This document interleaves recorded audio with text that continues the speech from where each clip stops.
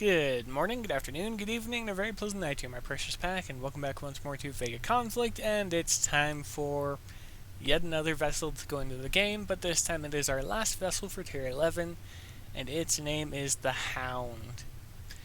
That's right, we're going to take a quick minute or two to talk about it as the event launches and people start flooding into the game. Well, not flooding in, because there's not that many people left. But we're going to go over the stats, well, kind of. I'm just going to go over the main stuff I want to talk about. So, let's jump right into it, shall we? What is the Hound? Well, it has no actual classification, but we can sum a few things up. First off, it's got the same repair time as the Titan, so 1 hour 45 minutes, so the more health you pack into it, the better, as more health per second of repair time. It also has a very nice effective range of 0 to 7,000 meters. It's actually amazing because it has no minimum range, which means that there's nothing for any smaller vessels to get into up close and personal. It has 300,000 hit points by default, could be better. Its maximum mass, same as everything else. Cargo, same as everything else. Its forward speed, 850 meters per second, so it's a fairly fast vessel. It has a great rotation speed as well at 55 degrees per second, but as with the other statistics I say could be better, that could be better as well. Strafe speed is 650 meters per second, so it is certainly not slow. As for sector speed, well, it's standard at this point. Let's jump over to the modifiers tab real quick. Okay, we're going to go over the primary modifiers first, then we're going to go over Hunter Initiative Phase 1 and Phase 2, and then the Resistance last, because that's just common at this point. So, it is a Titan Hunter by default, as it actually has an increase of damage against Titans by 20%.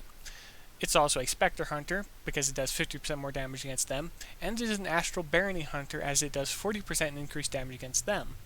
Now, as for its armor and shielding, well, this is where stuff gets fun, but it's not as good as other vessels. So it gets a built-in armor health increase of 50% for any armor you equip on it. Nice. It also has a 50% reduction in the armor's weight.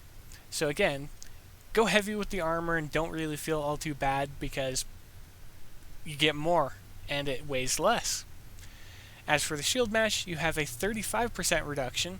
Now we're going to go down a little bit, and it also has a 100% increase in shield energy, so whatever you have, it's just automatically doubled. Okay, and Resurgence is 20% and 70% elite. It's the same as every other vessel at this point.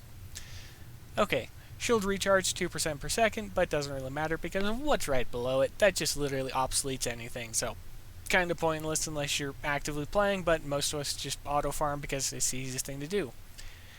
Okay, and it can recharge when depleted, same with everything else for its tier, and then there's one final little one that should honestly be up with the rest of the damage bonuses, and that is a shield damage increase of 50%. So, if you use equipment or anything that reduces shield damage, well, you have a natural barrier that's actually countering that.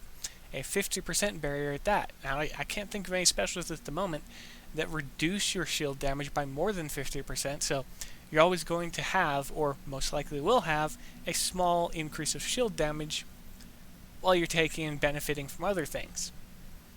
Okay, now let's go into the Hunter Initiative 1 real quick.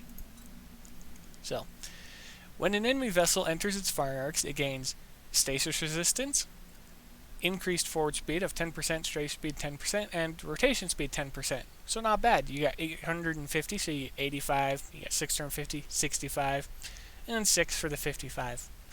As for that resistance right there, well, don't count on it too much because it's only counter chain of 1, and it doesn't cover anything else. So it doesn't cover pierce, and it doesn't cover ricochet, it just covers chaining. Okay, as for Hunter Initiative 2, it has, for every 10 firing cycles, it will gain a stack, and it can stack up to 5 times for 20 seconds.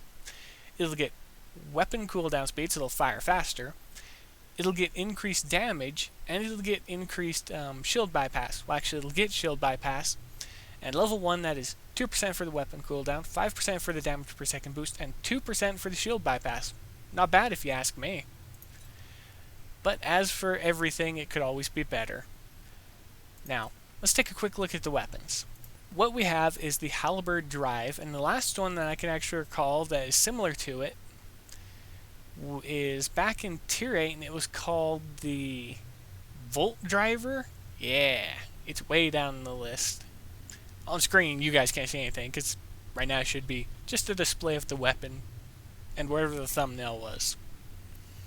But the Halberd Driver isn't exactly some end-all type weapon, because we actually have superior weapons in the game right now, but this one actually has sub-projectiles, and those ones have a pierce value of 4, so it'll impact, shatter into smaller projectiles, I think. I don't know, we're going to have to wait, well, I'm going to have to wait and see, because I haven't been paying attention to anything the devs have been saying or anything like that. But I'll test it out on day 1, I'll break it, and a few hours later I'll show a video of it. That's kind of the point of what I want to do with this one. But it's not the most damage per second intensive. Its range value is 3,500 to 8,000, so it's actually a pretty nice one in regards to range. And because it's an energy weapon, we should be able to boost it a bit. So that's not too bad. Projectile speed 4,000 meters per second, so it'll cover that maximum distance in 2 seconds unless we use a fleet commander or something else that affects the speed of it. But for the most part, they're not really damage per second focused. It seems more like they have a heavy hit, and that's about it, and they're going to rely on their sub-projectiles piercing for damage. And the level 2 only has a 10% increase in damage, but it has over a 10%, it has around a 24 or 25, it's got around a 25% weight increase, even though it doesn't give you a very large benefit. So, yeah, this one kind of sucks in regards to the damage per second over the weight value. So, that kind of sucks. But, that's going to be it for now, everybody. That's all I wanted to do, and we packed it all in under 10 minutes. Not too bad. I'm going to go ahead and end it here, and I'm going to get ready to farm. So, be safe out in the void, happy hunting, and as always, I'll see you later. Hold on, just 1 second. I forgot this thing has resistances, and I just wanted to get them out of the way before I actually fully end the video. Then you're free to leave and start farming the NPCs like they're fruit from a tree, or potatoes, or whatever. But it's got Alien Plasma, Blight, Nebula Resistance, Titan Resistance, Ranger Resistance, Spectre Resistance, and Astral Barony Resistance. Everything you need to see is already on the screen. You don't need me to go into further detail. Go, go, go, go. You've got an event to start.